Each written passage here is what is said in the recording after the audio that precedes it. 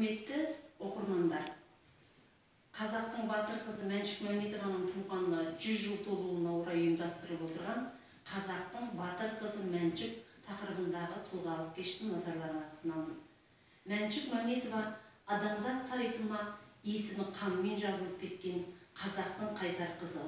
Оның өмірі мен ерлігі турасында талай тағылымды естеліктер жазыла да бермек. Өйткені ерлік тарихы мәңгілік тақырып. Мәншүк миллиондаған адамдардың бейбіт тірлігі жолында өз өмірін құрбан еткендердің бірі. Қазақ батыр десек, кез келген адамның көз алдына қасқыр секілді, сұсты мінезді, ер жүрек мықты, бүркіт сияқты қырағы жігіт елестейді. Бірақ соғыста әйел адамдардың да ерлік көрсеткенін білеміз. Солардың бірі батыр атағын алған қазақтың нәзік пулеметші қызы Мәншүк Мәметова. Ол Кеңес одағы батыры атағын алған қазақтың алғашқы қызы. Ал Мәметованың өмірі көз алдымызға ерлік пен махаббатқа толы шығыстың поэмасын елестетеді.